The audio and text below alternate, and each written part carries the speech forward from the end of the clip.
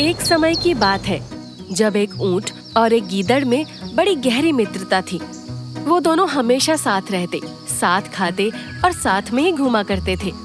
एक दिन की बात है जब दोनों दोस्त एक पेड़ के नीचे आराम कर रहे थे। आए ओ लंबू, जरा अपनी टांगों को उधर कर ले और मुझे सोने दे। इतनी देर से मेरे पेट में घुसी जा रही हैं, मानो मेरी किडनी ही फेल कर देंगी। अरे ओ घोंडू, तेरे पेट में कब से किडनी आ गई? अरे तुझे क्या पता मेरे पेट में क्या क्या है? ये बात भी सही कही तूने। अरे अब पेट के नाम से मेरे पेट में चूहे कूदने लगे हैं। कल रात से कुछ नहीं खाया है, इधर तो आसपास कुछ खाने को मिलता ही नहीं। एक दिन हम दोनों की लाश देखना इसी पेड़ के नीचे पड़ी मिलेगी। अरे यार, तू ऐसा मत बोल, मैं तुझे मरने नहीं दूंगा। चल, आज हम नदी के उस पार चलते हैं और वहाँ कुछ खाने का देखते हैं। बस फिर दोनों दोस्त खाने की तलाश में निकल पड़ते हैं। थोड़ी दूर चलकर नदी आ जाती है। अब ऊंट तो अपनी लंबी लंबी टांगों की वजह से आराम से नदी पार करने लगता है, पर उसका दोस्त घोंदू वहीं खड़ा रह जाता है। अरे यार, ये नदी पार करना मेरे बस की बात नहीं है, मैं तो इसी में बह जाऊंगा। अरे यार, मेरे होते हुए मैं तुझे बहने दूंगा क्या? एक काम कर, तू मेरी पीठ पर बैठ जा और फिर हम दोनों आराम से नदी पार कर लेंगे। बस फिर घोंदू लपक कर ऊंट की पीठ पर चढ़कर बैठ जाता है और ऊंट आराम से नदी पार कर लेता है। नदी पार करते ही सामने एक किसान के हरे भरे खेत लहरा रहे होते हैं, जिसमें तरह तरह की सब्जियां लग रही होती हैं। भाई, अब तो मुझसे भूख बर्दाश्त ही नहीं हो रही, मैं तो जा रहा हूँ अपना पेट भरने। अरे भाई, अपने पेट के चूहों को थोड़ा समझा, वरना कहीं वो मारे ना जाएं। अभी खेत में किसान घूम रहा है, हमें थोड़ा इंतजार करना होगा। उसके जाने के बाद ही हम दोनों खेतों में जा सकते हैं। बस फिर दोनों उस किसान के जाने का इंतजार करने लगते हैं। इंतजार करते करते शाम हो जाती है। किसान के जाते ही गीदड़ और ऊंट फटाफट खेतों में भागते हैं। खेतों में तरह तरह की सब्जियां और फल देखकर उनके तो मुंह से लार टपकने लगती है। आज तो मजा ही आ गया, इतने दिनों बाद इतना बढ़िया बढ़िया खाने को मिलेगा। हाँ, सही कहा दोस्त। बस फिर दोनों दोस्त मजे से किसान के खेतों में फल और सब्जियां खाने लगते हैं। खाते खाते जब तक उनका खाना गले तक नहीं आ जाता, वो तो रुकने का नाम ही नहीं लेते। जब अच्छे से दोनों का पेट भर जाता है तो गीदड़ ऊंट से बोलता है, अरे ओ लंबू, मेरा तो पेट फटने को हो रहा है, चल अब चलते हैं यहाँ से। हाँ घोंडू, पेट तो मेरा भी भर गया है। बस फिर ऊंट दोबारा से गीदड़ को अपनी पीठ पर लादता है और नदी पार करके वो उसी पेड़ के नीचे जाकर सो जाते हैं। जब सुबह होती है और किसान अपने खेतों पर वापस आता है तो अपने खेत की हालत देख वो तो वहीं सर पकड़कर बैठ जाता है।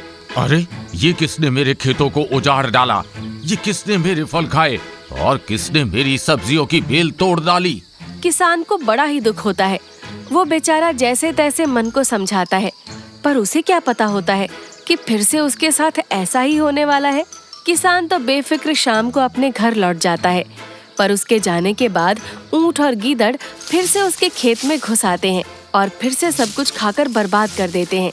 अब जब किसान अगले दिन फिर से अपने खेत की ऐसी हालत देखता है तो बड़ा परेशान हो जाता है। ऐसे तो मेरे सारे खेत बर्बाद हो जाएंगे और इसमें कुछ भी नहीं बचेगा। आज रात मुझे यहीं रुकना होगा।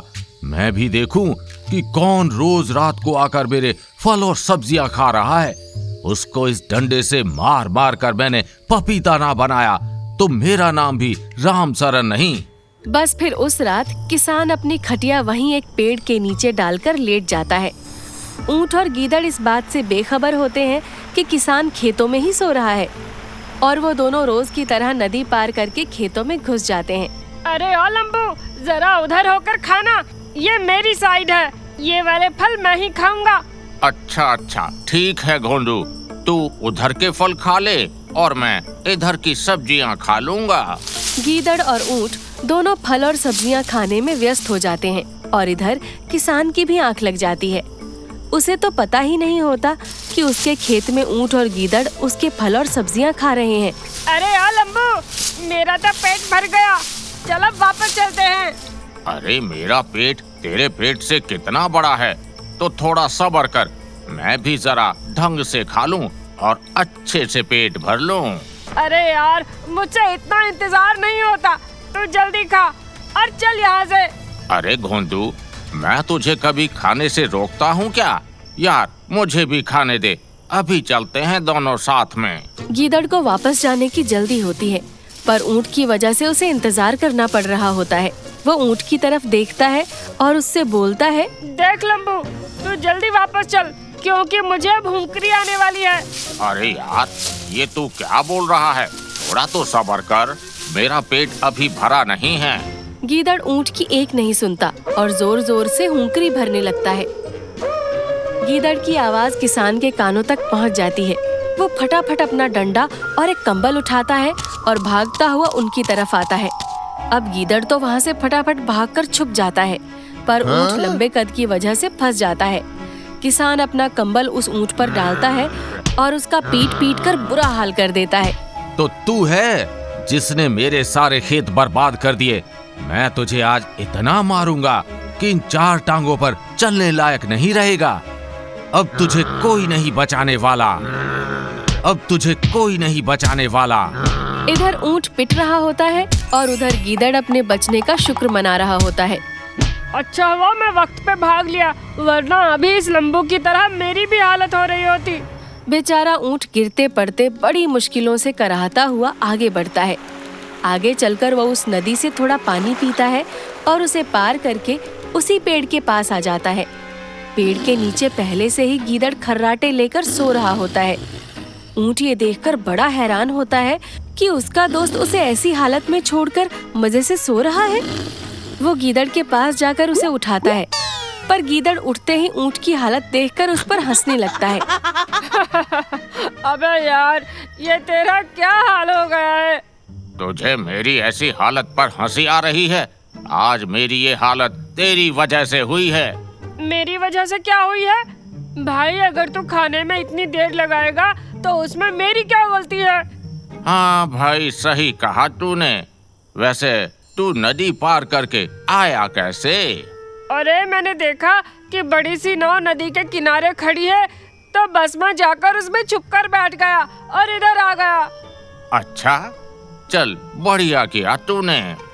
ऊंट पेड़ के नीचे लेटकर अपने शरीर को थोड़ा आराम देने की कोशिश कर रहा होता है, पर उसके शरीर का एक एक हिस्सा बुरी तरह दर्द कर रहा होता है। ऊंट दर्द से कराह रहा होता है, पर उसका दोस्त उसे इसी बात पे सुनाने लगता है। अरे ओ लंबू, पहले तो तेरी टांगे मुझे सोने नहीं देती थी, और अब तेरा ये कराहना मुझे परेशान कर रहा है। तो किसी और पेड़ के नीचे जाकर सो जाना। अरे घोंडू, मैं तो यहाँ से हिल भी नहीं पा रहा हूँ, तो दूसरे पेड़ तक कैसे जाऊँगा? तू ही दूसरे पेड़ के नीचे जाकर सो जा। अरे लंबू, तुझे पता है ना मैं कितना आलसी हूँ। तू ही थोड़ा अपनी कमर को हिला ले और वहाँ तक खिसक जा। घोंदू अपने दोस्त लंबू पर जरा भी तरस नहीं खाता और मजबूरन बेचारे ऊंट को ही वहाँ से उठकर जाना पड़ता है। ऊंट वहाँ से उठकर दूसरे पेड़ के नीचे लेट तो जाता है, पर उसे उस दिन समझ आ जाता है कि जिसे वो अपना इतना अच्छा और सच्चा दोस्त मानता था, वो कितना मतलबी और बेरहम है। मैंने हमेशा इसका भला सोचा, इसकी मदद की, और एक ये है जो मुसीबत में डालकर यहाँ भाग आया, और अभी भी इसको मुझ पर तरस नहीं आ रहा। ऊंट बड़ा उदास हो जाता है और दर्द से कराहते हुए सो जाता है। अब पूरा दिन ऐसे ही निकल जाता है, और जब शाम होती है तो गीदड़ को भूख लगने लगती है। गीदड़ अपनी उदास शक्ल बनाकर ऊंट के पास जाता है और उसका हालचाल पूछने लगता है। भाई, अरे मेरे प्यारे भाई, तू ठीक तो है ना? हाँ हाँ, मैं ठीक हूँ, पर शरीर में दर्द अभी भी है। अच्छा, ये तो बड़े दुख की बात है। मैं तो सोच रहा था खेत से तेरे लिए कुछ खाने को ले आऊं, पर मुझे नदी पार करनी कहाँ आती है। मैं तो भूखा रह लूंगा, पर मुझे तेरी चिंता है। अच्छा, तो तुझे मेरी इतनी चिंता है? हाँ लंबू, एक तू ही तो दोस्त है मेरा इस दुनिया में। तेरे जैसा दोस्त हो सकता है भला कोई? तू तो ऐसा दोस्त है कि अपनी तकलीफ को एक तरफ करके मेरी भूख का सोचता है। हाँ, मैं सब समझ रहा हूँ। वैसे मेरी हालत अब काफी ठीक है, तो हम नदी पार करके खेतों में जा सकते हैं। बस इतना सुनते ही गीदड़ खुशी से उछल पड़ता है। ऊंट के शरीर का एक एक हिस्सा दर्द कर रहा होता है, फिर भी गीदड़ बिना सोचे उसकी पीठ पर चढ़कर बैठ जाता है। अरे लंबू, खड़ा क्यों है? चल फटाफट नदी पार कर, सामने खेत मेरा इंतजार कर रहे हैं। अच्छा, तो ये अभी भी बस अपने लिए आया है। अब तो मुझे इसको सबक सिखाना ही पड़ेगा। ऊंट नदी के बीच पहुंचकर रुक जाता है। अरे लंबू, तू रुक क्यों गया? चल आगे बढ़ना। अरे मुझे तो पानी देखकर लुटलुटी आ रही है। अरे ओ लंबू, तू क्या बोल रहा है? देख, जरा सा ही तो आगे जाना है। अरे पर तुझे पता है ना कि कभी कभी पानी देखकर मुझसे रहा नहीं जाता और बस मेरा मन करता है कि मैं उसमें लेट जाऊं। मुझसे बिल्कुल भी रुका नहीं जा रहा। मैं तो इसमें लुटलुटी लगाने वाला हूँ। अरे ओ लंबू, अगर तूने ऐसा किया तो मेरा क्या होगा? देख, थोड़ा सा तो सब्र कर। क्यों भाई, तूने सब्र किया था क्या मेरे लिए? तुझे मैं बोलता रहा कि जरा सा रुक जा, पर तू नहीं रुका और तेरी हुकरी भरने की वजह से मैं पकड़ा गया। तूने ही मुझे मुसीबत में डाला और मुसीबत में अकेला छोड़कर भाग भी गया। उसके बाद भी तूने तो मुझ पर तरस नहीं खाया। मुझे नहीं चाहिए तेरे जैसा दोस्त।